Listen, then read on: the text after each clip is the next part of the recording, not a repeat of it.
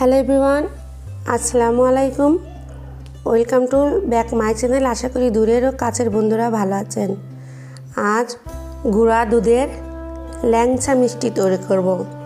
খুব সহজেই আপনারা বাড়িতে এই ল্যাংচা মিষ্টি তৈরি করে নিতে পারবেন। এখানে মেজারমেন্ট কাপের 2 কাপ গুঁড়া দুধ নিচ্ছি। 2 কাপ গুঁড়া দুধের জন্য আমি 7 কাপ পানি নিয়ে নিচ্ছি, নর্মাল পানি। 1 কাপের জন্য 3.5 কাপ পানি, 2 কাপের জন্য 7 কাপ পানি নিয়ে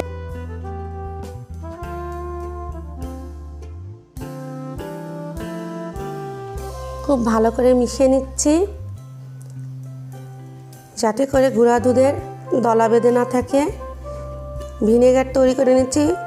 মেজারমেন্ট কাপের 1/2 কাপ ভিনেগার, 1/2 কাপ পানি দিয়ে 1 কাপ ভিনেগার তৈরি করে নিচ্ছি। আমি দুধ জাল করে নিচ্ছি। যখন ফুটে আসবে তখনই আমি অল্প অল্প করে ভিনেগার দিয়ে নাড়াচাড়া করে নেব, চুলা লো আঁচে রেখে। এতে করে খুব সহজেই দুধের ছানা কেটে যাবে। এক পর্যায়ে এভাবে নাড়তে নাড়তে দুধের ছানা কেটে যাবে। এই যে আমার দুধের ছানা কেটে গেছে। আর বেশি জাল দেবো না। এই পর্যায়ে আমি খুব ভালো করে ছানা ধুয়ে নেব, যাতে করে ভিনেগারের টেস্ট না থাকে।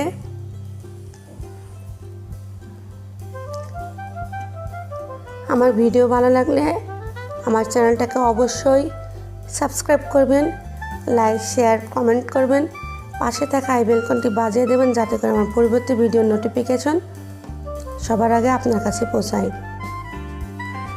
কয়েকবার ভালো করে ধুয়ে নিচ্ছি। যখন তখন বাড়িতেই খুব সহজেই গুঁড়া দুধ দিয়ে ল্যাংচা মিষ্টি কয়েকবার পানি দিয়ে খুব ভালো করে ধুয়ে নেব। খুব সহজেই বাড়িতেই গুঁড়া দুধের ল্যাংচা মিষ্টি তৈরি করে নেওয়া যায়। খেতে দারুণ টেস্ট, অনেক মজা। আমি এভাবে হাতের সাহায্যে চেপে পানি ছাড়িয়ে নিচ্ছি। আপনারা ঝুলিয়েও রাখতে পারেন, চাপ দিয়ে রাখতে পারেন। এই সুন্দর আমার ছানা হয়েছে। এভাবে হাতের সাথে চাপ দিলে হাতের সঙ্গে মিশে যাবে, তখন বুঝতে পারবেন যে আপনার ছানা পারফেক্ট হয়েছে।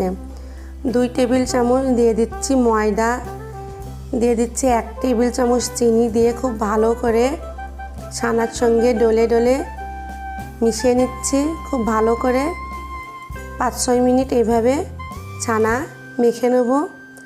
আমার এই ছানা দিয়ে 16টা মিষ্টি হবে। হাতের সাহায্যে এভাবে গোল করে একটু লম্বা করে দেব, হয়ে যাবে ল্যাংচা।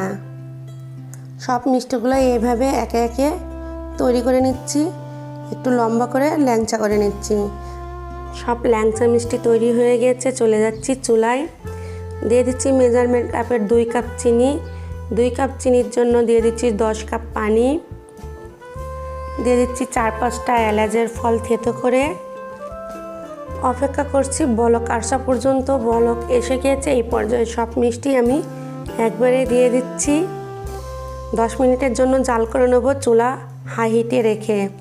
মিষ্টির ঝাঁক ওঠানোর জন্য 1 টেবিল চামচ ময়দা দিয়ে গুলিয়ে নিচ্ছি। 10 মিনিট পর ঢাকনা উঠিয়ে ময়দা গুলা দিয়ে নিচ থেকে নেড়ে দেবো। একা একাই মিষ্টির ঝাঁক উঠে যাবে। 20 মিনিট জাল করে নেব। জাল হয়ে গেছে। আমি ঠান্ডা করে নেব, নিয়ে এক একে সব পানি ঝরিয়ে উঠিয়ে নিচ্ছি। সবগুলাই উঠিয়ে নিচ্ছি। সব উঠানো হয়ে গেছে। এ পর্যায়ে আমি আবারও গুঁড়া দুধ নিচ্ছি। এক একে সব গুঁড়া দুধ দিয়ে মিষ্টি এভাবে করে গুঁড়া দুধ এর ওপর দিয়ে মেখে নেব। এভাবে করে সবগুলোই আমি গুঁড়া দুধ দিয়ে নিচ্ছি।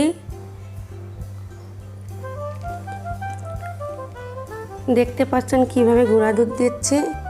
খেতে দারুণ মজা, খুবই টেস্ট। এভাবে আপনারা বাসায় ট্রাই করতে পারেন।